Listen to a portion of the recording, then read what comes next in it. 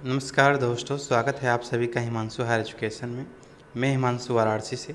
आज हम लोग पढ़ेंगे कक्षा 9 के एनसीईआरटी इतिहास की बुक, और जिसमें हम लोग खंड पहला पढ़ेंगे और इसमें पढ़ेंगे घटनाएं और प्रक्रियाएं।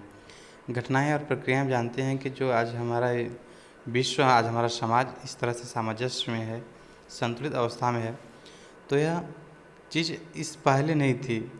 ठीक है, यह जो आज स्थिति है लंबे समय के घटनाओं एवं प्रक्रियाओं का परिणाम है, लंबे समय की क्रांतियों का परिणाम है।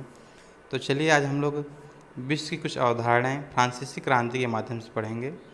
ठीक है, अवधारणा यानी किसी चीज़ को, अगर किसी तथ्य को हम लेते हैं, उस पर हम उस तथ्य की जांच कर लेते हैं और हम जान लेते हैं कि वह तथ्य क्या है, सत्य है, तो अवधारणा या सिद्धांत बन जाता है। ठीक है, उसको प्रमेय भी बोलते हैं गणित की भाषा में। ठीक है, देखिए आगे चलते हैं हम लोग, सीधे हम आते हैं फ्रांसीसी क्रांति पर। ठीक है, फ्रांसीसी क्रांति जानने से पहले हम लोग जानेंगे क्रांति क्या होती है।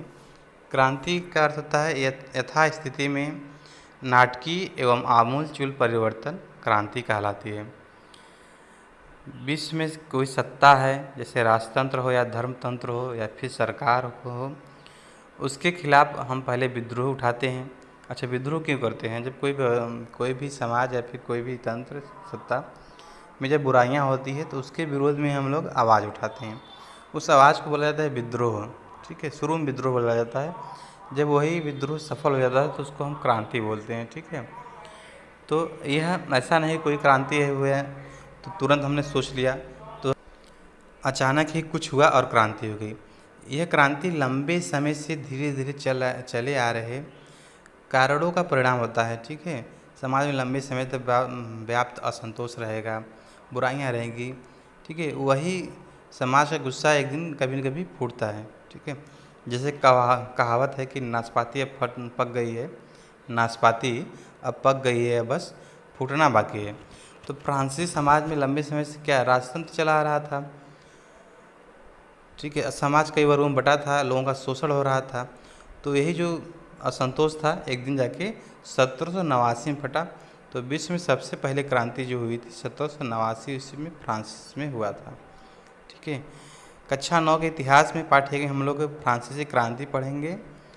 उसके बाद कक्षा 10 के इतिहास में अध्याय 1 में हम लोग फ्रांस में राष्ट्रवाद का आना और राष्ट्रवाद का आना किस तरह से भारत को प्रभावित किया और भारत में किस तरह से राष्ट्रवाद आया, वो चीज़ हम लोग पढ़ेंगे।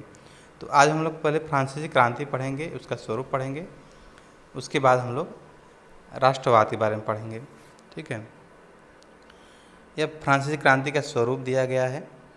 14 जुलाई 1789 की सुबह पेरिस नगर में आतंक का माहौल था। सम्राट ने सेना को शहर में घुसने का आदेश दे दिया था। अच्छा, हम लोग आज बहुत डीप में नहीं पढ़ेंगे। ठीक है, थोड़ा थोड़ा पढ़ दे रहे हैं। अफवाह थी कि वह सेना को नागरिकों पर गोलियां चलाने का आदेश देने वाला है। लगभग 7000 मर्दे तथा औरतें टाउन हॉल के सामने एकत्र हुए और उन्होंने एक जनसेवा का गठन करने का निर्णय किया। हथियारों की खोज में से वे बहुत से सरकारी भवनों को जबरन प्रवेश कर लिए। अंततः सैकड़ों का एक समूह पेरिस नगर के पूर्वी भाग की ओर चल पड़ा और बास्तिल किले की जेल को तोड़ डाला, जहां भारी मात्रा में गोला बारूद मिलने की संभावना थी। अधिकारों पर कब्जे की इस सशक्त लड़ाई में बास्तिल का कमांडर मारा गया और कैदी छुड़ा लिए गए। यद्यपि उनकी संख्या केवल 7 थी, सम्राट की निरंकुश शक्तियों का प्रतीक होने के कारण बास्तिल किला लोगों का घृणा का केंद्र था। इसलिए किले को ढहा दिया गया और उसके अवशेष बाजार में उन लोगों को बेच दिए गए जो इस ध्वंस को बतौर स्मृति चिन्ह सजाना चाहते थे। ठीक है, एक फ्रांस में छोटी सी विद्रोह है, क्रांति की शुरुआत इस तरह मान सकते हैं। तो यहाँ पे इसका जो तस्वीर है, फोटो है, ठीक है, दिखाया गया है। बाद में इतिहासकारों को इस पर ध्यान गया और इन्होंने इतिहास लिखना प्रारंभ किया। आइए हम लोग चलते हैं 18वीं सदी की उत्तरार्ध में फ्रांसीसी समाज, ये हेडिंग है। हम जानेंगे कि 18वीं सदी में जो फ्रांसीसी समाज कैसा था। तो समाज आपका 3 वर्गों में बटा हुआ था, पादरी वर्ग, कुलीन वर्ग और तीसरा आपका छोटे मोटे व्यापारी कृषक थे। प्रथम वर्ग को प्रथम स्टेट में रखा गया। प्रथम स्टेट में पादरी वर्ग थे, द्वितीय स्टेट में कुलीन वर्ग थे और तृतीय स्टेट में भी 3 भागों में बटा था। जो पहले में था बड़े व्यापारी, अदालती, कर्मचारी, वकील, उसके नीचे थे किसान और उसके नीचे थे छोटे किसान, भूमिहीन, मजदूर और नौकर। तो यहाँ पे आप देख सकते हैं डायग्राम को, ठीक है। तो इस तरह से फ्रांसीसी समाज बटा था और शोषणकालीन समाज था, ठीक है। विश्व में प्रत्येक समाज पहले शोषणकालीन ही था, ठीक है। तो समाज शोषणकालीन था, ठीक है। और व्यवस्था इस तरह थी कि जो राजा जो कर लगाता था वह जन्मना पर आधारित था और जो वर्ग उच्च वर्ग होता था वह कर को नहीं देता था, जबकि निम्न वर्ग कर को देता था, ठीक है। और उच्च वर्ग के पास 60% से अधिक भूमि थी, जबकि छोटे किसानों के पास बहुत ही कम भूमि थी। इसके बावजूद भी उन्हें ही कर देना होता था। एक तो कर राजा लेता था और दूसरा कर पादरी वर्ग भी लेता था। तो ये गलत चीज़ थी, ठीक है। तो समाज में क्या था, असंतोष था। वही चीज़ को लिखा गया है, ठीक है। थोड़ा सा हम पढ़ दे रहे हैं, देखिए जैसे कि अच्छा, जो राजा था जब राजगद्दी पर बैठा तो वह राजकोष को खाली पाया। उसके पास 2 चीज़ थी, जैसे कि एक राज दरबार का शान शौकत बनाए रखने का दबाव। उसके बाद जो युद्ध किए थे उसमें बहुत सारा कर्ज उसके पास आ गया था, ठीक है। उसके बाद सेना का कर्ज, सेना का रखरखाव, राज दरबार, उसके बाद विश्वविद्यालय, सरकारी विश्वविद्यालय चलाने का दबाव सरकार पर था। तो सरकार पर आम जनता पर क्या लगा दी, टैक्स लगा दी, ठीक है। वही चीज़ ऊपर है। उसके बाद नीचे देखिए थोड़ा समाज के बारे में। फ्रांसीसी समाज की वर्ग व्यवस्था को दर्शाता है, मतलब चित्र 2 फ्रांसीसी समाज की वर्ग व्यवस्था को दर्शाता है। पूरी आबादी में लगभग 90% किसान थे, लेकिन ज़मीन के मालिक किसानों की संख्या बहुत कम थी। 60% ज़मीन पर कुलीनों, चर्च और तीसरे एस्टेट के अमीरों का अधिकार था। प्रथम 2 एस्टेट कुलीन वर्ग एवं पादरी वर्ग के लोगों को कुछ विशेषाधिकार जन्मना प्राप्त थे, ठीक है, यानी जन्म से प्राप्त थे। इनमें से सबसे महत्वपूर्ण विशेषाधिकार था राज्य को दिए जाने वाले करों से छूट। कुलीन वर्ग को कुछ अन्य सामंती विशेषाधिकार भी शामिल थे। वह किसानों से सामंती कर वसूल करता था। सामंती कर मतलब पहले के लोग क्या करते थे, राजा महाराजा अपने सेवकों से खुश होकर भूमि दान देते थे, ठीक है। भारत में एक जगह वर्णन है हर्षकालीन समाज में कि एक राजा अपने मंत्री को 10,000 गाँव दे दिया, ठीक है। तो जो निचले सेवक हैं 10,000 गाँव का क्या करेंगे, तो वह अपने नीचे के वर्ग को दे देता था, ठीक है। और वह जो पाता था वह अपने से नीचे वर्ग को देता था। अंत में भूमि किसके पास आती थी, किसानों के पास, ठीक है। और प्रत्येक दान देने वाला व्यक्ति सोचता था कि हम अगर कुछ दिए हैं वह भी उसके बदले हमें कुछ दे, ठीक है। आज के माता पिता भी बच्चों की सेवा करते हैं तो उम्मीद करते हैं कि अगर हम वृद्ध हो जाएं तो वह हमें उसके बदले भी कुछ दें, इसलिए, ठीक है। माँ बाप भी सेवा करते हैं तो उम्मीद करते हैं बच्चों से। तो कोई राजा कैसे ना उम्मीद करे, ठीक है। तो ये स्थिति थी। उसके जो उम्मीद करते थे उसके बदले जो लोग क्या देते थे, कर देते थे, ठीक है। तो राजा सोचता था कि जनता हमें क्या दे, कर दे। तो ये पूरी जो व्यवस्था होती थी इसका दबाव निम्न वर्ग पर आता था, ठीक है। जब निम्न वर्ग पर इतना अधिक दबाव आएगा तो निम्न वर्ग में असंतोष जाहिर सी बात है, ठीक है। उसके बाद अच्छा देखिए, चर्च भी किसानों से करों का एक हिस्सा टाइद यानी धार्मिक कर के रूप में वसूलता था। ऊपर से तीसरे स्टेट के तमाम लोगों को सरकार को तो कर चुकाना ही होता था। इन करों में टाइड, प्रत्यक्ष कर और अनेक अप्रत्यक्ष कर शामिल थे। अप्रत्यक्ष कर नमक और तंबाकू जैसी रोजाना उपभोग की गई वस्तुओं पर लगाया जाता था। इस प्रकार राज्य के वित्तीय कामकाज का सारा बोझ करों के माध्यम से जनता पर वहन करती थी, ठीक है।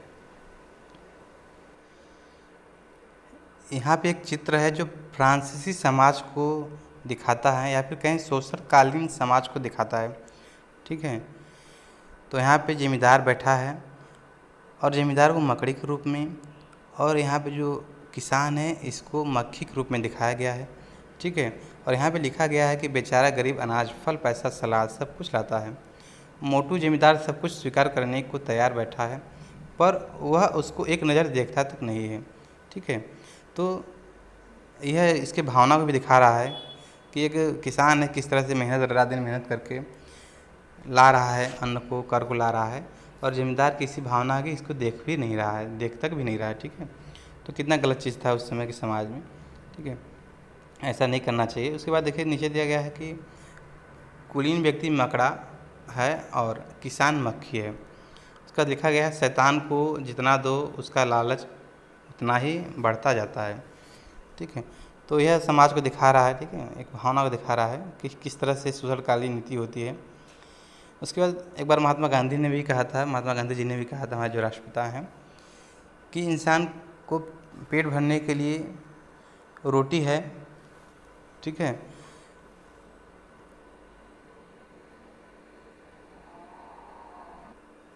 एक बार महात्मा गांधी जी जो हमारे राष्ट्रपिता है, उन्होंने भी कहा था कि इंसान का पेट तो भरा जा सकता है पर उसकी पेटी नहीं भरा सकता, जब उसकी पेटी नहीं भरा जा सकता है। ठीक है, एक बार हमारे महात्मा गांधी राष्ट्रपिता जी ने भी कहा था कि इंसान का पेट तो भरा जा सकता है पर उसकी पेटी नहीं भरा जा सकता है। ठीक है, तो वो तो अंग्रेजों के बारे में भी बोले थे। उसके बाद है जीने का संघर्ष। फ्रांस की जनसंख्या सन 1715 में 2.3 करोड़ थी, जो सन 1789 में बढ़कर 2.8 करोड़ हो गई। परिणामतः अनाज उत्पादन की तुलना में उसकी मांग काफ़ी तेज़ी से बढ़ी। अधिकांश लोगों के मुख्य खाद्य पारोटी की कीमत में तेज़ी से वृद्धि हुई। अधिकतर कामगार कारखानों में मजदूरी करते थे और उनकी मजदूरी मालिक तय करते थे, लेकिन मजदूरी महंगाई की दर से नहीं बढ़ रही थी। फलस्वरूप अमीर गरीब की खाई चौड़ी होती गई। स्थितियां तब और बदतर हो जाती थी जब सूखे या ओले के प्रकोप से पैदावार गिर जाती थी। इससे रोजी रोटी का संकट पैदा हो जाता था। ऐसे जीविका संकट प्राचीन राजतंत्र के दौरान फ्रांस में काफ़ी आम बात थे। ठीक है, यानी इस प्रकार से आज देखिए महंगाई के हिसाब से हमारा जो स्रोत है, आय है, वह नहीं बढ़ रहा है। उसी तरह से उस तरह भी फ्रांस में क्या था कि महंगाई के हिसाब से मजदूरी नहीं बढ़ रही थी। उसके बाद सूखा का अलग दबाव। ठीक है, तो ये सब स्थितियाँ थी, तो इससे जीविका के जो साधन थे संकट में पड़ गए। जीविका के साधन अच्छा है क्या, यहाँ पे नए शब्द में दिया है। जीविका संकट क्या होता है? ऐसी चरम स्थिति जब जीवित रहने के न्यूनतम साधन भी खतरे में पड़ जाए। ऐसी चरम स्थिति जब जीवित रहने के न्यूनतम साधन भी खतरे में पड़ने लगते हैं तो उसको बोलते हैं जीविका संकट। अनाम का मतलब होता है जिसका नाम मालूम नहीं है। ठीक है, अब देखिए जीविका संकट है, इसको आपको भरना है। पहले खराब फसल होगी, यहाँ से आप देख सकते हैं दिया गया क्रियाकलाप में। तो खराब फसल होंगे तो जाहिर सी बात है अन्ना भाव होगा, अन्न की कमी होगी, तो दूसरे पहले में क्या भराएगा आपका अन्ना भाव। उसके बाद खाद्य दंगे होंगे। ठीक है, यहाँ पे खाद्य दंगे भराएगा। उसके बाद है आपका खाद्य पदार्थों की बढ़ती कीमत होगी। ठीक है, उसके बाद होगा कमज़ोर शरीर होगा आपका, खाने को कुछ नहीं मिलेगा तो आपको शरीर क्या होगा, कमज़ोर होगा। उसके बाद महामारी आएगी। ठीक है, महामारी आएगी। उसके बाद मृतकों की संख्या की वृद्धि होगी। ठीक है, यहाँ पे मृतक लोगों की संख्या में वृद्धि होगी। ठीक है, उसके बाद है अगली हेडिंग है उभरते मध्य वर्ग ने विशेषाधिकारों के अंत की कल्पना। तो फ्रांसीसी समाज में एक मध्यम वर्ग है। ठीक है, जैसे आपके दांते हो गए, ठीक है, रूसो हो गए, ये क्या कर रहे हैं, राजा की आलोचना कर रहे हैं। ठीक है, किस माध्यम से, अपने विचारों के माध्यम से। ठीक है, और वहाँ का जो मध्यम वर्ग है पेपरों को, ठीक है, अखबारों को तेज़ी से पढ़ रहा है ताकि आम जनता भी सुने और जाने कि हमारा जो राजतंत्र है किस प्रकार का है। ठीक है, वही चीज़ है, तो हम इसको नहीं पढ़ते हैं, आगे चलते हैं। देखिए, और उन्होंने जो दार्शनिक है वे अपनी पुस्तकों में लिख भी रहे हैं कि विधायिका जो सत्ता की शक्ति है, विधायिका, कार्यपालिका और न्यायपालिका में बंटना चाहिए। उसका विभाजन, जो सत्ता का विभाजन होना चाहिए, इन 3 चीज़ों में होना चाहिए, जिस प्रकार आज के समाज में है। ठीक है, उसके बाद वही चीज़ है, पेपरों और अखबारों को जोर से पढ़ा जा रहा है ताकि आम जनता इसको सुन सके। ठीक है, और उससे क्या हुआ कि लोगों में जो थोड़ा जागृति आई और उनका गुस्सा क्या हो रहा है, भड़क रहा है। ठीक है, उसके बाद है आगे क्रांति की शुरुआत। ठीक है, क्रांति की शुरुआत देखिए, अब जो क्या है, नाशपाती पूरी तरह से पक गई है। अब उसका जो कहावत है, नाशपाती पक गई है, अब उसका फूटना बाकी है। तो वही, अब नाशपाती क्या है, पक चुकी है, जनता में असंतोष है, हर तरफ त्राही त्राही मची हुई है। तो जाहिर सी बात है, गुस्सा कहीं न कहीं फूटेगा। तो वही चीज़ है 1789 में। चलिए ठीक है, थोड़ा सा पढ़ते हैं। पिछले भाग में आप देख चुके हैं कि किन कारणों से लुई 16वां ने कर बढ़ा दिए थे। क्या आप सोच सकते हैं कि उसने ऐसा कैसे किया होगा? प्राचीन राजतंत्र के तहत फ्रांसीसी सम्राट अपनी मर्जी से कर नहीं लगा सकता था। इसके लिए उसे एस्टेट्स जनरल प्रतिनिधि सभा की बैठक बुलाकर नए करों के अपने प्रस्ताव पर मंजूरी लेनी पड़ती थी।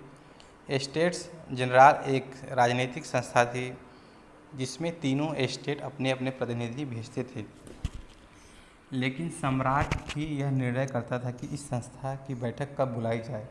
इसकी अंतिम बैठक सन 1614 में बुलाई गई थी। फ्रांसीसी सम्राट लुई 16वां ने 5 मई 1789 को नए करों के प्रस्ताव के अनुमोदन के लिए एस्टेट जनरल की बैठक बुलाई। प्रतिनिधियों की मेजबानी के लिए वर्साय के एक आलीशान भवन को सजाया गया। पहले और दूसरे एस्टेट ने इस बैठक में अपने 300 प्रतिनिधि भेजे, जो आमने सामने की कतारों में बैठाए गए।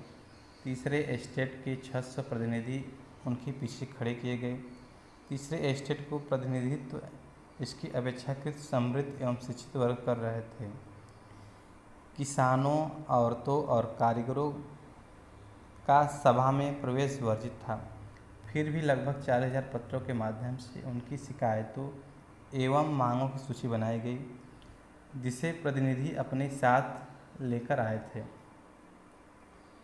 ठीक है, आगे चलते हैं। एस्टेट जनरल के नियमों के अनुसार प्रत्येक वर्ग को एक मत देने का अधिकार था। इस बार भी लुई 16वां इसी प्रथा का पालन करने के लिए दृढ़ प्रतिज्ञ था, परंतु तीसरे वर्ग के प्रतिनिधियों ने मांग रखी कि अब की बार पूरी सभा द्वारा मतदान कराया जाना चाहिए, जिसमें प्रत्येक सदस्य को एक मत देने का अधिकार हो। यह एक लोकतांत्रिक सिद्धांत था, जिसे मिसाल के तौर पर रूसो ने अपनी पुस्तक द सोशल कॉन्ट्रैक्ट में प्रस्तुत किया था। जब सम्राट ने इस प्रस्ताव को अस्वीकार कर दिया तो तीसरे एस्टेट के प्रतिनिधि विरोध जताते हुए सभा से बाहर चले गए। ठीक है, तीसरे एस्टेट के प्रतिनिधि खुद को संपूर्ण फ्रांसीसी राष्ट्र का प्रवक्ता मानते थे। 20 जून को ये प्रतिनिधि वर्साय के इंडोर टेनिस कोर्ट में जमा हुए। उन्होंने अपने आप को नेशनल असेंबली घोषित कर दिया और शपथ ली कि जब तक सम्राट की शक्तियों को कम करने वाला संविधान तैयार नहीं किया जाएगा, तब तक असेंबली भंग नहीं होगी।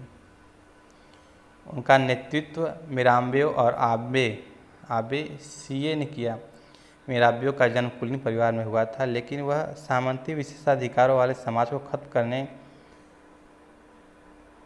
करने की जरूरत से सहमत था। उसने एक पत्रिका निकाली और वर्साय में जुड़ी भीड़ के समक्ष जोरदार भाषण दिए। आम्बे सीए मूलतः पादरी था। उसने तीसरा एस्टेट क्या है शीर्षक से एक अत्यंत प्रभावशाली प्रचार पुस्तिका पैम्पलेट लिखी। ठीक है, यहाँ पे देखिए, जो गलत है वो गलत है, चाहे उच्च वर्ग हो चाहे निम्न वर्ग हो। ऐसा नहीं है कि अगर कोई गलत चीज़ है तो वह उसका उच्च वर्ग भी साथ देगा। जो अच्छे लोग हैं अच्छी चीज़ के लिए साथ जरूर देंगे। ठीक है, तो जो यह थे ये लोग उच्च वर्ग होने के बावजूद भी इस चीज़ के समर्थन में नहीं थे। ठीक है, आगे चलते हैं। थोड़ा सा आपका यहाँ पे है घटनाएं हैं और सन के बारे में है। 1774 में लुई 16वां फ्रांस का राजा बनता है। सरकारी खजाना खाली हो चुका है और प्राचीन राजतंत्र के समाज में असंतोष गहराता जा रहा है। ठीक है, ये घटनाएं हैं 1774 में जो घटी हैं। 1789 में एस्टेट जनरल का आह्वान, तृतीय एस्टेट नेशनल असेंबली का गठन करता है। बास्तिल पर हमला, देहात में किसानों का विद्रोह। 1791 में सम्राट की शक्तियों पर अंकुश लगाने और सभी मनुष्यों को मूलभूत अधिकार प्रदान करने के लिए संविधान बनाया जाता है। 1792 में 93 में फ्रांस गणराज्य बनता है। सिर काट कर राजा को मार दिया जाता है। जैकोबिन गणराज्य का पतन, फ्रांस पर डायरेक्टरी का शासन।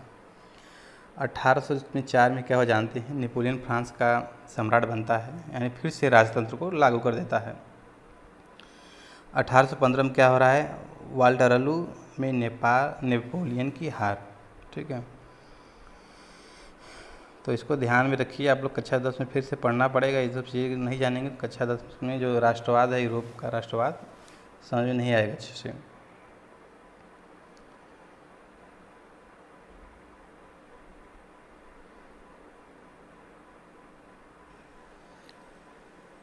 यहाँ पे एक चित्र है, ठीक है, जो असेंबली में लगाए जाने के लिए बनाया गया था। तो शायद इस चीज़ का प्रतीक है कि हमारी मांगों को आप सुनिए। ठीक है, तो इसको आप समझ सकते हैं, शपथ दिलाया जा रहा है कि आप इस चीज़ों को सुधार कीजिए। एक विशाल पेंटिंग के लिए जाक लुई डेविड द्वारा बनाया गया शुरुआती रेखांकन, यह तस्वीर नेशनल असेंबली में लगाई जानी थी। ठीक है, उसके बाद देखिए, जिस वक्त नेशनल असेंबली संविधान का प्रारूप तैयार करने में व्यस्त थी, पूरा फ्रांस आंदोलित हो रहा था। कड़ाके की ठंड के कारण फसल मारी गई थी और पावरोटी की कीमतें आसमान छू रही थी। बेकरी मालिक स्थिति का फ़ायदा उठाते हुए जमाखोरी में जुटे थे। माफ़ी चाहेंगे। बेकरी की दुकानों पर घंटों के इंतज़ार के बाद गुस्साई औरतों की भीड़ ने दुकान पर धावा बोल दिया। दूसरी तरफ सम्राट ने सेना को पेरिस में प्रवेश करने का आदेश दे दिया था। कुद्र भीड़ ने 14 जुलाई को बास्तिल पर धावा बोलकर उसे नेस्त नाबूद कर दिया। देहाती इलाकों में गांव यह अफवाह फैल गई कि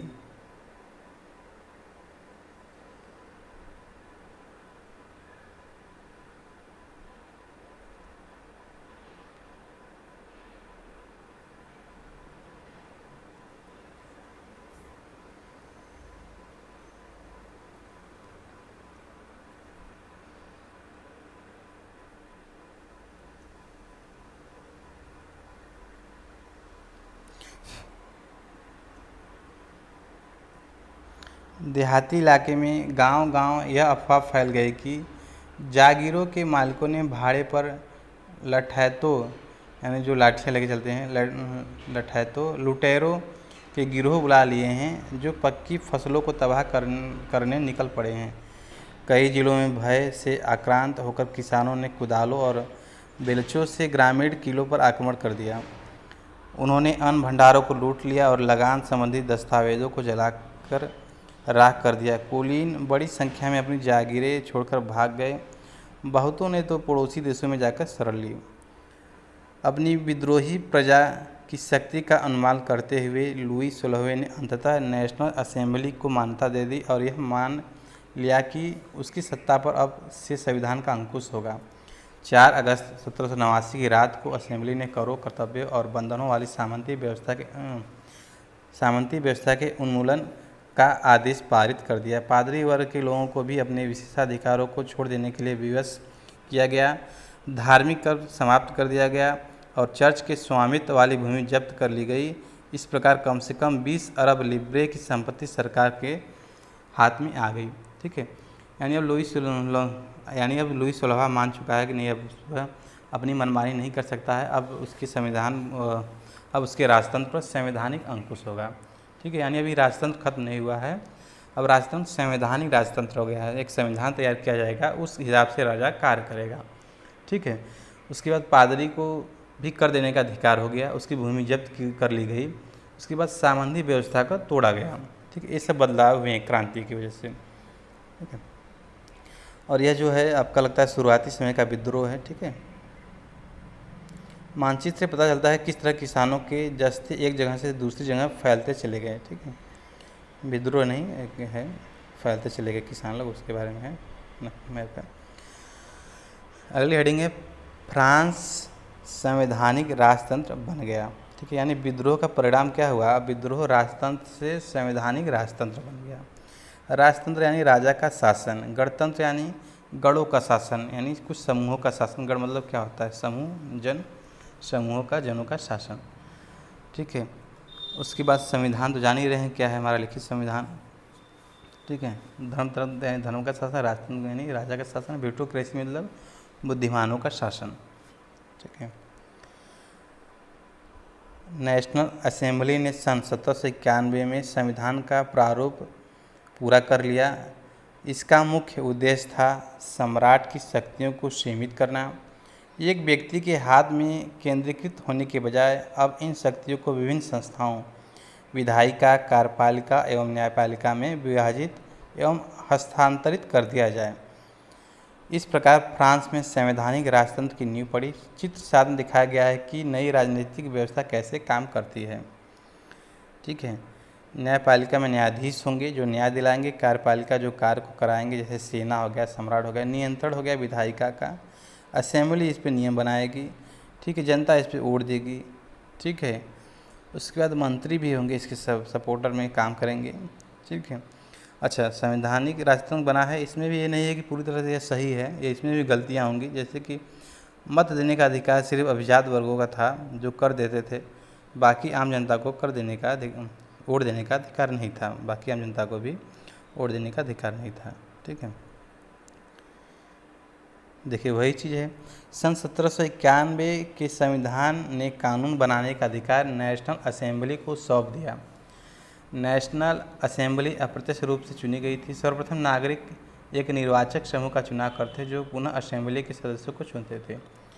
सभी नागरिकों को मतदान का अधिकार नहीं था। 25 वर्ष से अधिक उम्र वाले केवल ऐसे पुरुषों को ही सक्रिय नागरिक जिन्हें मत देने का अधिकार था का दर्जा दिया गया, जो कम से कम 3 दिन की मजदूरी के बराबर कर चुकाते थे। शेष पुरुषों और महिलाओं को निष्क्रिय नागरिक के रूप में वर्गीकृत किया गया। निर्वाचन की योग्यता प्राप्त करने तथा असेंबली का सदस्य होने के लिए लोगों का करदाताओं की उच्चतम श्रेणी में होना जरूरी था। ठीक है, यानी 2 तरह के वर्ग बनाए गए, इसको सक्रिय नागरिक बोला गया और एक को निष्क्रिय नागरिक बोला गया। सक्रिय नागरिक ही मत दे सकते थे। ठीक है, आगे चलते हैं हम लोग। उसके बाद है संविधान पुरुष एवं नागरिक अधिकार घोषणा पत्र के साथ शुरू हुआ। जीवन के अधिकार, अभिव्यक्ति की स्वतंत्रता के अधिकार और कानूनी बराबरी के अधिकार नैसर्गिक एवं अहरणीय अधिकार के रूप में स्थापित किया गया। अर्थात ये अधिकार प्रत्येक व्यक्ति को जन्मना प्राप्त थे और इन अधिकारों को छीना नहीं जा सकता। राज्य का यह कर्तव्य माना गया कि वह प्रत्येक नागरिक के नैसर्गिक अधिकारों की रक्षा करे। ठीक है, संविधान बन गया कि हमें भी बराबरी चाहिए, हमें भी स्वतंत्रता का अधिकार चाहिए। जी, ठीक है, कुछ स्रोत हैं, जैसे स्रोत ग है, इसको आप पढ़ लीजिएगा, हम स्क्रीन में दिखा दे रहे हैं और खुद ही सोचिएगा कि मतलब यह क्या स्रोत बताना चाह रहा है। ठीक है, जैसे विश्व के महान दार्शनिक थे सुकरात, उनका कहना था कि अगर आप शिक्षक हैं तो आपका कार्य पढ़ाना होना ही नहीं चाहिए, ज्ञान देना होना ही नहीं चाहिए। आपका अगर वास्तव में शिक्षक हैं तो आपका कार्य होना चाहिए समाज को सोचने के लिए मजबूर करना, बाधित करना कि सोचने के लिए वह समाज बाधित हो जाए या फिर छात्र क्या हो बाधित हो जाए सोचने के लिए। ठीक है, तभी आप एक अच्छे शिक्षक कहलाएंगे। ठीक है, तो आप खुद पढ़िए और समझिए। बॉक्स 1 में दिया है राजनीतिक प्रतीकों के क्या मायने थे। ठीक है, कुछ आंदोलन में क्या हुआ, कुछ राजनीतिक संकेत के प्रयोग किए गए, जैसे है टूटी हुई बेड़ियां हैं, टूटी हुई जंजीर है, दासों को बांधने के लिए जंजीरों का प्रयोग होता था। टूटी हुई हथकड़ी उनकी आज़ादी का प्रतीक था। उसके बाद छड़ों का बच्छेदार गट्ठर, अकेली छड़ को आसानी से तोड़ा जा सकता है पर पूरे गट्ठर को नहीं, यह एकता का प्रतीक था। त्रिभुज के अंदर रोशनी बिखरती आँख, सर्वदर्शी आँख ज्ञान का प्रतीक, सूर्य की किरणें अज्ञान रूपी अंधेरे को मिटा देती। उसके बाद यह चीज़ है जो राजदंड का संकेत था, शाही सत्ता का प्रतीक था। उसके बाद अपनी पूंछ में लिए साफ, यह समानता का प्रतीक था। ठीक है, उसके बाद है लाल फ्राइजियन टोपी, दासों द्वारा दासों द्वारा स्वतंत्र होने के बाद पहनी जाने वाली टोपी। उसके बाद नीला सफ़ेद लाल रंग फ्रांस के राष्ट्रीय रंग है, ठीक है। उसके बाद है डैनो वाली स्त्री, कानून का मानवीय रूप, ठीक है, कानून का मानवीय रूप। उसके बाद है आगे विधि पट, कानून सबके लिए समान है और उसकी नज़र में सब बराबर हैं, ठीक है। अब आप कुछ क्रियाकलाप दिए गए हैं, करिएगा। बॉक्स 1 में स्वतंत्रता, समानता एवं बंधुत्व के प्रतीकों की पहचान करें। उसके बाद है ले बार्बिए के पुरुष एवं नागरिक अधिकार घोषणा पत्र में चिन्हित प्रतीकों की व्याख्या करें। ये सब कर लीजिएगा आप। देखिए एक चीज़ है, 1791 के संविधान में फ्रांसीसी समाज के कौन से समूह लाभान्वित हुए, किन समूहों को इससे असंतोष हो सकता था, मरा ने भविष्य के बारे में कौन से पूर्वानुमान लगाए। देखिए इसमें जो असेंबली थी उसमें जो वोट देने का अधिकार था वह उन्हीं लोगों का अधिकार था जिनको जो लोग कर दे सकते थे, ठीक है। तो बाकी लोगों में जाहिर सी बात असंतोष आएगा, ठीक है, और उसके लिए क्रांतियाँ जरूर करेंगे, ठीक है। उसके बाद है फ्रांस में राजतंत्र का उन्मूलन और गणतंत्र की स्थापना, ठीक है। यानी जो अब संवैधानिक राजतंत्र है इसको पूरी तरह से नष्ट कर दिया जाएगा और सिर्फ अब गणतंत्र का शासन चलेगा, समूह कुछ लोगों का शासन चलेगा, ठीक है। वही मतलब राजतंत्र की का खात्मा और गणतंत्र की स्थापना।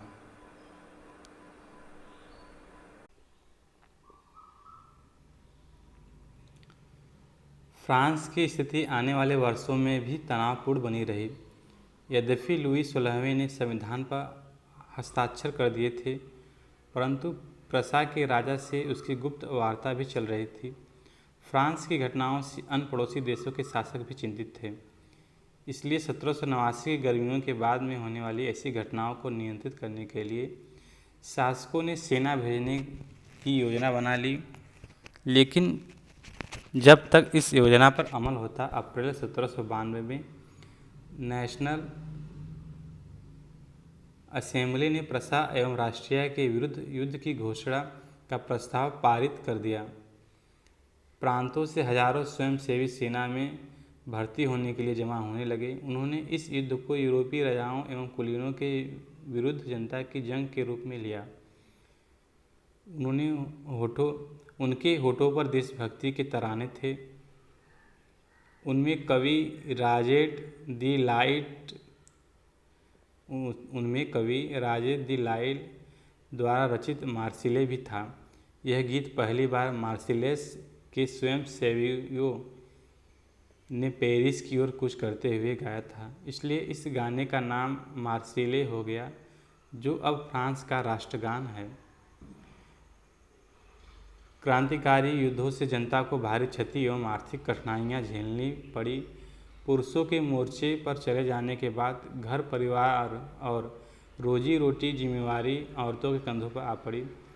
देश की आबादी के एक बड़े हिस्से को ऐसा लगता था कि क्रांति के सिलसिले को आगे बढ़ाने की ज़रूरत है, क्योंकि 1791 के संविधान से सिर्फ अमीरों को ही राजनीतिक अधिकार प्राप्त हुए थे। लोग राजनीतिक क्लबों में अड्डे जमाकर सरकारी नीतियों और अपनी कार्य योजना पर बहस करते थे। इनमें से जैकोबिन क्लब सबसे सफल था, जिसका नाम पेरिस के भूतपूर्व कॉन्वेंट ऑफ सेंट जेकब के नाम पर पड़ा, जो अब इस राजनीतिक समूह का अड्डा बन गया था, ठीक है।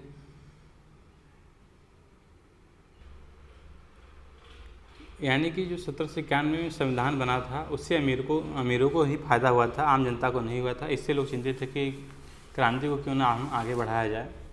तो इसमें जैकोबिन क्लब सबसे सफल था इस गतिविधि को निभाने में। आगे है जैकोबिन क्लब के सदस्य मुख्यतः समाज के कम समृद्ध हिस्से से आते थे।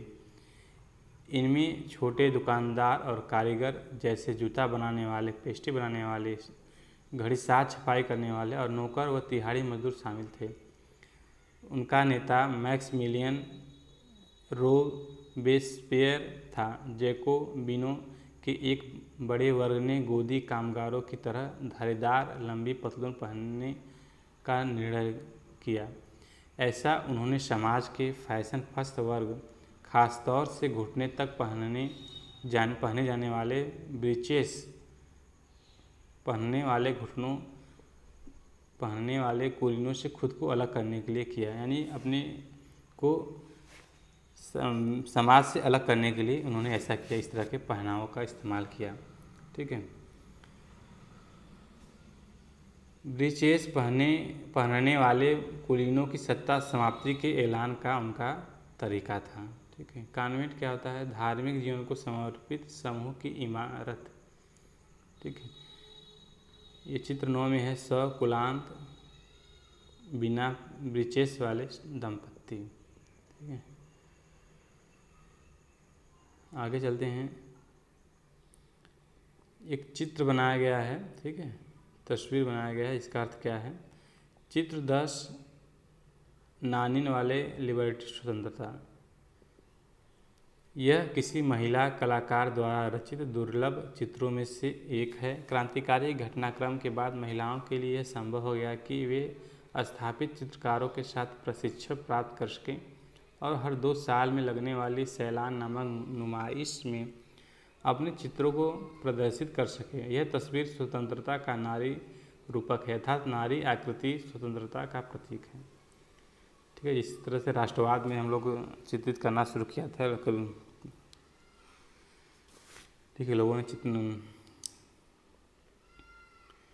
उसके बाद आगे है, इसलिए जैकोबिनो को सकुलात के नाम से जाना गया, जिसका शाब्दिक अर्थ होता है बिना घुटने वाले। सकुलात पुरुष लाल रंग की टोपी भी पहनते थे, जो स्वतंत्रता का प्रतीक थी, लेकिन महिलाओं को ऐसा करने के लिए अनुमति नहीं थी। सन 1792 की गर्मियों में जैकोबिनो ने खाद्य पदार्थों की महंगाई एवं अभाव से नाराज पेरिस वासियों को लेकर एक विशाल हिंसक विद्रोह की योजना बनाई। 10 अगस्त की सुबह उन्होंने ट्यूलेरिये के महल पर धावा बोल दिया, राजा के रक्षकों को मार डाला और खुद राजा को कई घंटों तक बंधक बनाए रखा। ठीक है। यानी उन्होंने हमला बोला और राजा के सेवकों को मारा, उसके बाद राजा को बंधक बना लिया। बाद में असेंबली ने शाही परिवार को जेल में डाल देने का प्रस्ताव पारित किया। नए चुनाव कराए गए। 21 वर्ष से अधिक उम्र वाले सभी पुरुषों, चाहे उनके पास संपत्ति हो या नहीं, को मतदान का अधिकार दिया गया। नवनिर्वाचित असेंबली को कन्वेंशन का नाम दिया गया। 21 सितंबर 1792 को इसने राजतंत्र का अंत कर दिया और फ्रांस को एक गणतंत्र घोषित किया। जैसा कि आप जानते हैं, गणतंत्र सरकार का वह रूप है जहां सरकार एवं उसके प्रमुख का चुनाव जनता करती है। यह वंशानुगत राजशाही नहीं है। आप कुछ अन्य गणतांत्रिक देशों के बारे में जानकारी प्राप्त करने की कोशिश करें और देखें कि कब और कैसे गणतंत्र बने। ठीक है। तो पहले का जो राजतंत्र था वंशानुगत था, यानी जन्म पे आधारित, वंश पे आधारित था। राजा का बेटा ही राजा बनेगा और उसका बेटा ही राजा बनेगा। तो यह सब चीज़ें हटाई गई और गणतंत्र का निर्माण किया गया।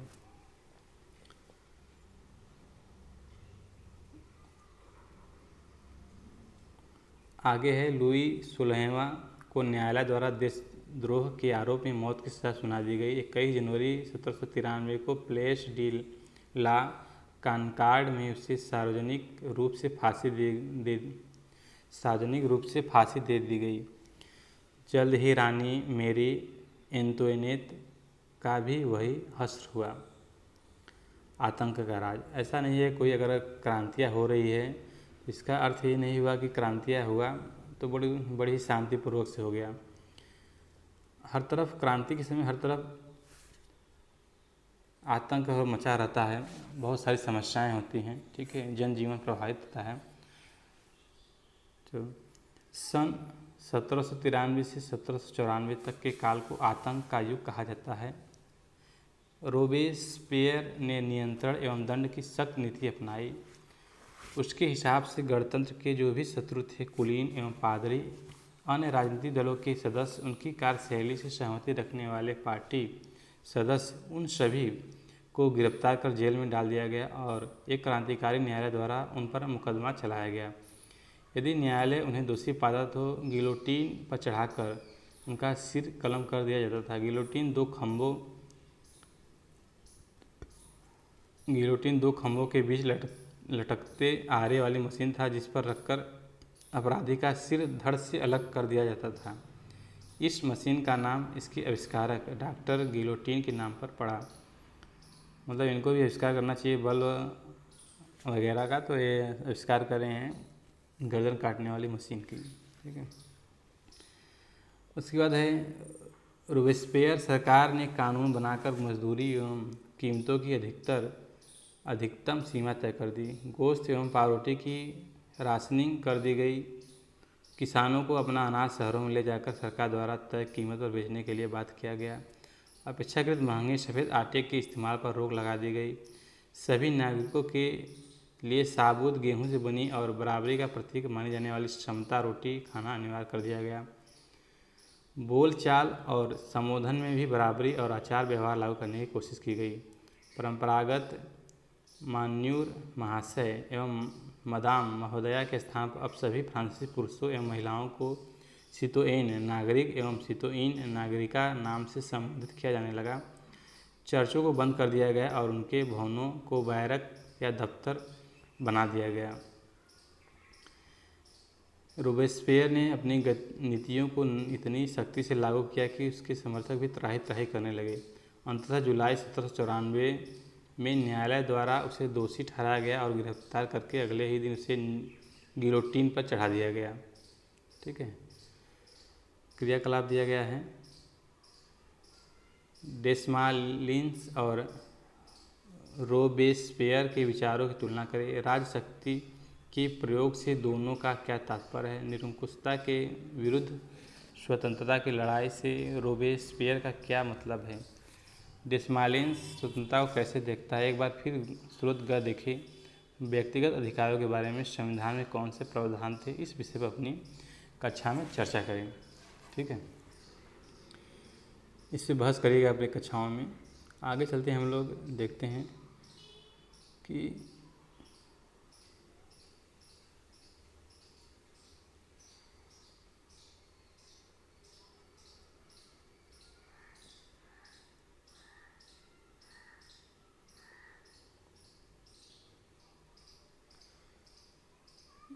आगे है डायरेक्टरी शासित फ्रांस। डायरेक्टरी शासित फ्रांस आगे है डायरेक्टरी शासित फ्रांस। जैकोबिन सरकार के पतन के बाद मध्य वर्ग के संपन्न तबके के पास सत्ता आ गई। नए संविधान के तहत आगे है डायरेक्टरी शासित फ्रांस। जैकोबिन सरकार के पतन के बाद मध्य वर्ग के संपन्न तबके के पास सत्ता आ गई। नए संविधान के तहत संपत्तिहीन तबके को मताधिकार से वंचित कर दिया गया। इस संविधान में 2 चुनी गई विधान परिषदों का प्रावधान था। इन परिषदों में 5 सदस्यों वाली एक कार्यपालिका डायरेक्टरी को नियुक्त किया।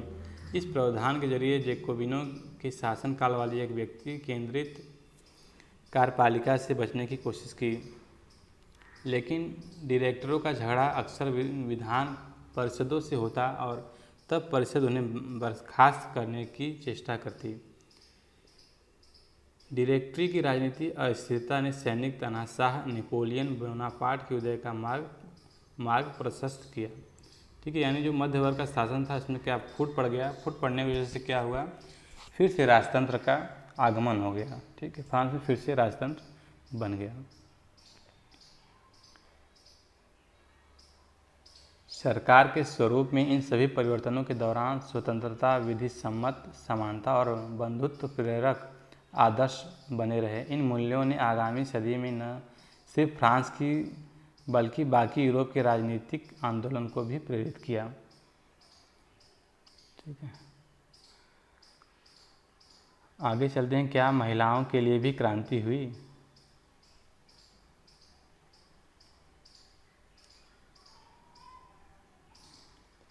यहाँ पे एक चित्र बनाया गया है जिसमें महिलाएं कूच कर रही हैं, कहीं पे जा रही हैं आंदोलन के लिए, ठीक है, कुछ मांगों के लिए। यह चित्र 5 अक्टूबर 1789 की घटनाओं के कई चित्रों में से एक है। उन दिन महिलाएं पेरिस से वर्सा जाकर राजा को अपने साथ लेकर लौटी थी। महिलाएं शुरू से ही फ्रांसीसी समाज में इतने अहम परिवर्तन लाने वाली गतिविधियों में सक्रिय रूप से शामिल थी। उन्हें उम्मीद थी कि उनकी भागीदारी क्रांतिकारी सरकार को उनका जीवन सुधारने हेतु ठोस कदम उठाने के लिए प्रेरित करेंगी। तीसरे एस्टेट की अधिकांश महिलाएं जीविका निर्वाह के लिए काम करती थी।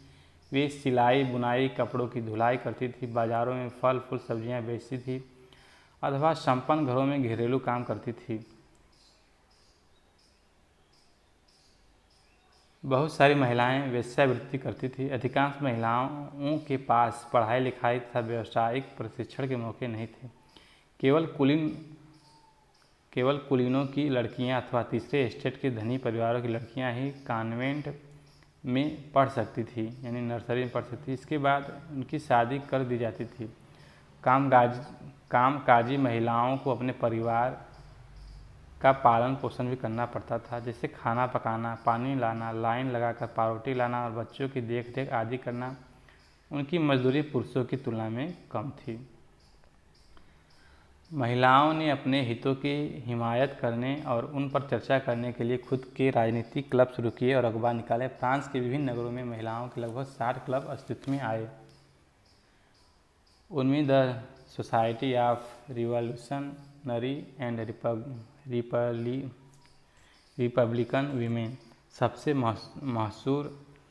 मशहूर क्लब था। उनकी एक प्रमुख मांग यह थी कि महिलाओं को पुरुषों के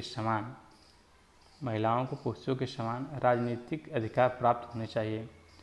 महिलाएं इस बात से निराश हुई कि 1791 के संविधान में उन्हें निष्क्रिय नागरिक का दर्जा दिया गया। ठीक है, संविधान याद है कि मतलब कि जो 2 वर्गों में समाज बांटा गया था, एक पहला सक्रिय और दूसरा निष्क्रिय। तो सक्रिय वाले ही मत दे सकते थे, निष्क्रिय वाले नहीं।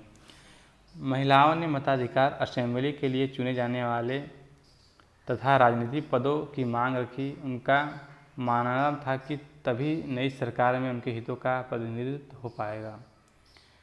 प्रारंभिक वर्षों में क्रांतिकारी सरकार ने महिलाओं के जीवन में सुधार लाने वाले कुछ कानून लागू किए। सरकारी विश्वविद्यालयों की स्थापना के साथ ही सभी लड़कियों के लिए स्कूली शिक्षा को अनिवार्य बना दिया गया। अब पिता उन्हें उनकी मर्जी के खिलाफ शादी के लिए बाध्य नहीं कर सकते थे। शादी को स्वैच्छिक अनुबंधन माना गया। स्वैच्छिक अनुबंध यानी स्वेच्छा से कर सकती हैं, उनकी स्वेच्छा चलेगी, माना गया और नागरिक कानूनों के तहत उनका पंजीकरण किया जाने लगा। तलाक को कानूनी रूप दे दिया गया और मर्द औरत दोनों को ही इसकी अर्जी देने का अधिकार दिया गया।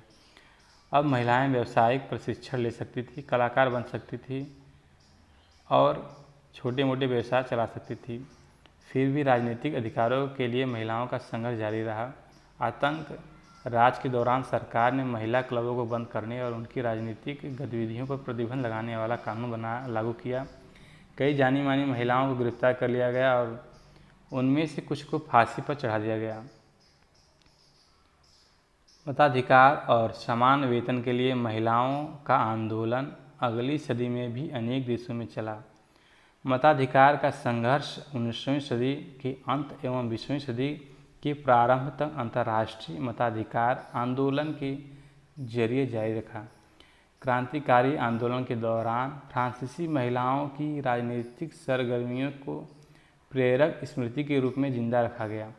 अंततः सन 1946 में फ्रांस की महिलाओं ने मताधिकार हासिल कर लिया।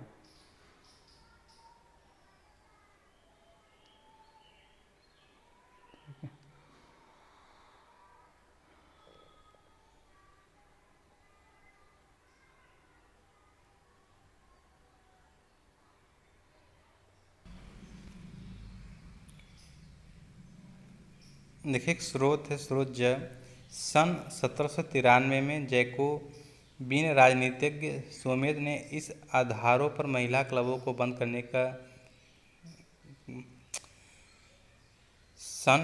देखिए एक स्रोत है सन 1791 में जैकोबिन राजनीतिज्ञ सोमेद ने इस अधिकारों पर महिला क्लबों को बंद करने के निर्णय को उचित ठहराया। क्या प्रकृति ने घरेलू कार्य पुरुषों को सौंपा है? क्या प्रकृति ने बच्चों को दूध पिलाने के लिए हमें स्तन दिए हैं? नहीं, प्रकृति ने पुरुष से कहा, पुरुष बनो, शिकार, कृषि, राजनीतिक कर्तव्य, यह तुम्हारा साम्राज्य है। प्रकृति ने महिला से कहा, स्त्री बनो, गृहस्थी के काम, मातृत्व के सुखद दायित्व, यही तुम्हारे कार्य हैं। पुरुष बनने की इच्छा रखने वाली महिलाएं निर्लज है। क्या जिम्मेदारियों का उचित बंटवारा हो नहीं चुका है? तो यह महिलाओं के पक्ष में विरोध है, महिलाओं की जो मांगे हैं उसके विरोध में है, बोला गया है। ठीक है, तो यह कह के उन्होंने यह महिला क्लब को बंद कर दिया। आगे है दास प्रथा का उन्मूलन। ठीक है, विश्व में दास प्रथा हुआ करता था। पहले लोगों को गुलाम बनाया जाता था और ख़रीदा और बेचा जाता था। फ्रांसीसी उपनिवेशों में दास प्रथा का उन्मूलन जैकोबिन शासन के क्रांतिकारी सामाजिक सुधारों में से एक था। कैरिबियाई उपनिवेश मार्टिनिक, गाडेलोप और सैन डोमिंगो तंबाकू, नील, चीनी एवं कॉफ़ी जैसी वस्तुओं के महत्वपूर्ण आपूर्तिकर्ता थे। अपरिचित एवं दूर देश जाने और काम करने के प्रति यूरोपियों की अनिच्छा का मतलब था बागानों में श्रम की कमी। इस कमी को यूरोप, अफ्रीका एवं अमेरिका के बीच त्रिकोणीय दास व्यापार द्वारा पूरा किया गया। दास व्यापार 17वीं शताब्दी में शुरू हुआ। फ्रांसीसी सौदागर बोर्दे या नाश्ते बंदरगाह से अफ्रीका तट पर जहाज ले जाते थे, जहां वे स्थानीय सरदारों से दास खरीदते थे। दासों को दाग कर एवं हथकड़ियाँ डालकर अटलांटिक महासागर के पास कैरिबियाई देशों तक 3 माह की लंबी समुद्री यात्रा के लिए जहाज़ों में ठूस दिया जाता था।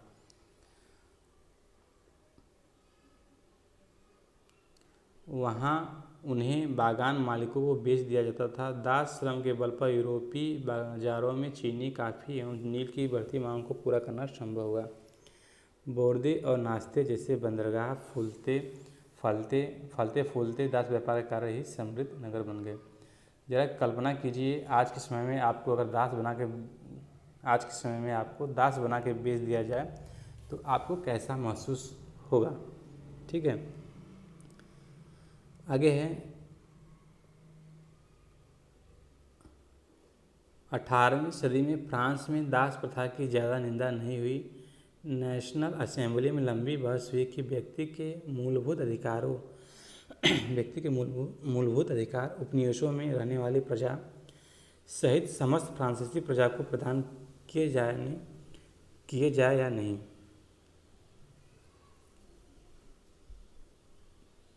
परंतु दास व्यापार पर निर्भर व्यापारियों के विरोध के भय से नेशनल असेंबली में कोई कानून पारित नहीं किया गया।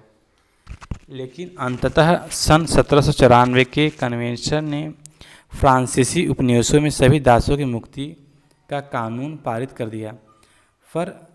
पर यह कानून एक छोटी सी अवधि तक ही लागू रहा। 10 वर्ष बाद नेपोलियन ने दास प्रथा पुनः शुरू कर दिया। बागान मालिकों को अपने आर्थिक हित साधने के लिए अफ्रीकी निग्रो लोगों को गुलाम बनाने की स्वतंत्रता मिल गई। फ्रांसीसी उपनिवेशों से अंतिम रूप से दास प्रथा का उन्मूलन 1848 में किया गया। ठीक है, राष्ट्रवाद के बाद निग्रो जो जनजाति है अफ्रीका में सहारा रेगिस्तान के दक्षिण में रहने वाले स्थानीय लोग, ये अपमानजनक शब्द है जिसका अब प्राय इस्तेमाल नहीं किया जाता। ठीक है, किसी भी अगर अफ्रीकी को अगर निग्रो बोल दिया जाए तो यह अपमानजनक शब्द है। ठीक है, क्रांति और रोजाना की जिंदगी। क्या राजनीति लोगों का पहनावा, उनकी बोलचाल अथवा उनके द्वारा पढ़ी जाने वाली पुस्तकों में को बदल सकती है? सन 1789 के बाद के वर्षों में फ्रांस के पुरुषों, महिलाओं एवं बच्चों के जीवन में ऐसे अनेक परिवर्तन आए। क्रांतिकारी सरकारों ने कानून बनाकर स्वतंत्रता एवं समानता के आदर्शों को रोजाना की जिंदगी में उतारने का प्रयास किया। बास्तिल के विध्वंस के बाद बास्तिल के विध्वंस के बाद सन वही बास्तिल जो शुरू में हम लोग पढ़े थे, ठीक है, जो किला था। बास्तिल के विध्वंस के बाद सन 1789 की गर्मियों में जो सबसे महत्वपूर्ण कानून अस्तित्व में आया वह था सेंसरशिप की समाप्ति। प्राचीन राजतंत्र के अंतर्गत तमाम लिखित सामग्री और सांस्कृतिक गतिविधियों में किताब, अखबार, नाटक को राजा के सेंसर अधिकारों द्वारा पास किए जाने के बाद ही प्रकाशित या मंचित किया जा सकता था। परंतु अब अधिकारों के घोषणा पत्र ने भाषण एवं व्यक्ति की स्वतंत्रता और सुंदरता को नैसर्गिक अधिकार घोषित कर दिया। परिणाम स्वरूप फ्रांस के शहरों में अखबारों, पर्चों, पुस्तकों एवं छपी हुई तस्वीरों की बाढ़ आ गई, जहां से वह तेजी से गांव देहात तक जा पहुंची। उनमें फ्रांस में घट रही घटनाओं एवं परिवर्तनों का ब्यौरा और उन पर टिप्पणी होती है। प्रेस की स्वतंत्रता का मतलब यह था कि किसी भी घटना पर परस्पर विरोधी विचार भी व्यक्त किए जा सकते हैं। प्रिंट माध्यम का उपयोग करके एक पक्ष ने दूसरे पक्ष को अपने दृष्टिकोण से सहमत कराने की कोशिश की। नाटक, संगीत और उत्सवी जुलूसों में असंख्य लोग जाने लगे। स्वतंत्रता और न्याय के बारे में राजनीतिज्ञों और दार्शनिकों के पांडित्यपूर्ण लेखन को समझने और उससे जुड़ने का यह लोकप्रिय तरीका था, क्योंकि किताबों को पढ़ना तो मुट्ठी भर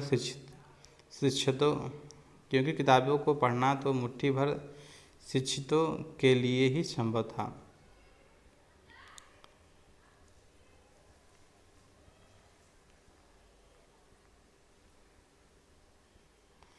क्रियाकलाप दिया गया है। इस चित्र का अपने शब्दों में वर्णन करें। चित्रकार ने लोभ, समानता, न्याय, राज्य द्वारा चर्च की संपत्ति का अधिग्रहण आदि विषयों को संप्रेषित करने के लिए किन प्रतीकों का सहारा लिया है? ये चित्र है, आपको इसमें आपको बताना है, ठीक है, क्रियाकलाप करना है, करिएगा अपने से। आगे है, देखिए सारांश। 1804 में नेपोलियन बोनापार्ट ने खुद को फ्रांस का सम्राट घोषित कर दिया। अपने पड़ोस के यूरोपीय देशों की विजय यात्रा शुरू की। पुराने राजवंशों को हटाकर उसने नए साम्राज्य बनाए और उनकी बागडोर अपने खानदान के लोगों के हाथ में दे दी। नेपोलियन खुद को यूरोप के आधुनिकीकरण का अग्रदूत मानता था। उसने निजी संपत्ति की सुरक्षा के कानून बनाए और दशमलव पद्धति पर आधारित नाप तोल की एक समान प्रणाली चलाई। शुरू में बहुत सारे लोगों को नेपोलियन मुक्तिदाता लगता था और उससे जनता को स्वतंत्रता दिलाने की उम्मीद थी, पर जल्दी ही उसकी सेनाओं को लोग हमलावर मानने लगे। आखिरकार 1815 में वाल्टरलू में उसकी हार हुई। यूरोप के बाकी हिस्सों में मुक्ति और आधुनिक कानूनों को फैलाने वाले उसके क्रांतिकारी उपायों का असर उसकी मृत्यु के काफ़ी समय बाद सामने आया। ठीक है, यानी प्रारंभ में नेपोलियन को लोग क्या मानते थे? अग्रदूत मानते थे, उनको मुक्ति दिलाने वाले मानते थे, पर ऐसा हुआ नहीं। ठीक है,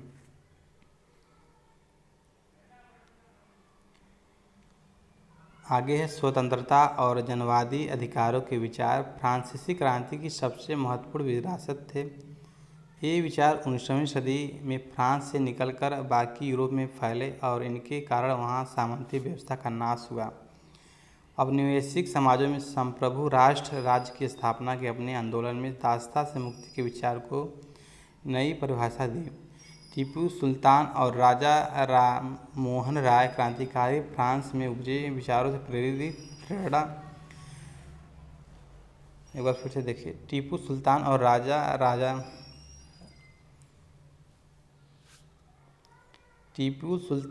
राजा राम मोहन राय क्रांतिकारी फ्रांस में उपजे विचारों से प्रेरणा प्रेरणा लेने वाले दो ठोस उदाहरण थे।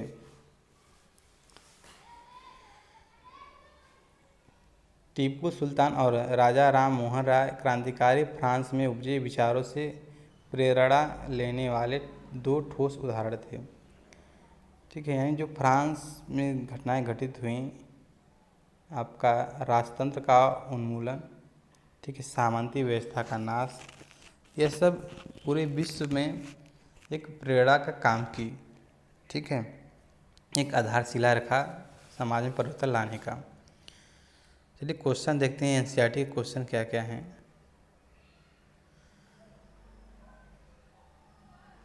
एनसीईआरटी के क्वेश्चन महत्वपूर्ण माने जाते हैं प्रतियोगी परीक्षाओं के लिए और आपका जो मानसिक विकास के लिए भी महत्वपूर्ण माना जाता है।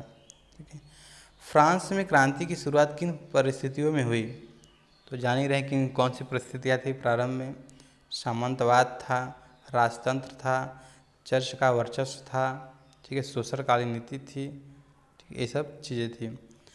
अत्यधिक करों का दबाव था। ठीक है, लिख लेंगे।